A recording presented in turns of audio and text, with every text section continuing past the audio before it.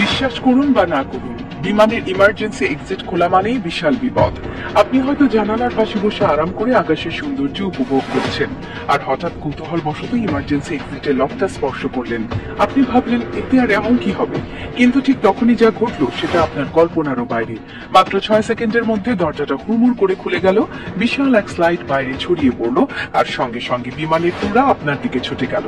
আপনি জানেন না, কিন্তু এই সামান্য ভুলের জন্য আপনাকে লাখ লাখ টাকা জরিমানা গুনতে হবে, এমনকি জেলে পর্যন্ত যেতে হতে পারে। বিমানের ইমার্জেন্সি এক্সিট কোন সাধারণ দরজা নয়, এটি এমন ভাবে ডিজাইন করা হয়েছে যা মাত্র কয়েক সেকেন্ডের মধ্যে স্বয়ংক্রিয়ভাবে খুলে গিয়ে বিশাল এক স্লাইডিং পথ তৈরি করে। এই সিস্টেমের মাধ্যমে জরুরি মুহূর্তে 70 জনের বেশি যাত্রীকে মাত্র 1 মিনিটের মধ্যে নিরাপদে নিচে নামিয়ে আনা সম্ভব। এটি শুধুমাত্র মাটিতে নয়, পানিতেও কাজ করে। যদি কোনো বিমান পানিতে জরুরি অবতরণ করে, তাহলে এই স্লাইড স্বয়ংক্রিয়ভাবে খুলে গিয়ে নৌকার মতো ভেসে থাকে, যেখানে যাত্রীরা আশ্রয় নিতে পারে। কিন্তু কেউ যদি মজা করতে গিয়ে এটি ভুল করে খুলে ফেলে, তাহলে কি হবে?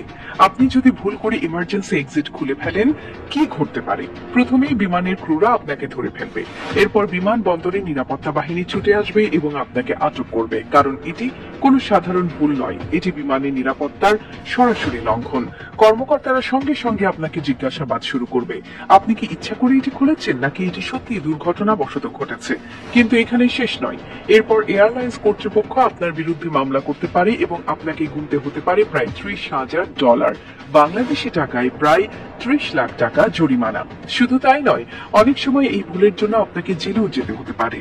আপনি যদি ভুল করে ইমার্জেন্সি এক্সিট খুলে ফেলেন, কেন এত বড় জরিমানা দিতে হবে? কারণ একবার ইমার্জেন্সি স্লাইড খুলে গেলে সেটি পুনরায় ঠিক করা খুবই জটিল কাজ। এটি একবার ব্যবহার হয়ে গেলে নতুন করে সেট আপ করতে বিশেষ প্রশিক্ষণপ্রাপ্ত ইঞ্জিনিয়ারদের প্রয়োজন হয়, যা অত্যন্ত ব্যয়বহুল এবং সময় সাপেক্ষ। শুধু দরজাটি বন্ধ করলেই সমস্যার সমাধান হয়ে যায় না।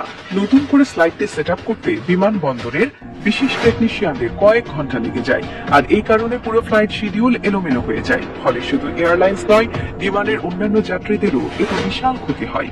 তাই এই ভুলের জন্য জরিমানা এত বেশি। ইমার্জেন্সি স্লাইড খোলা মানে বিশাল আর্থিক ক্ষতি।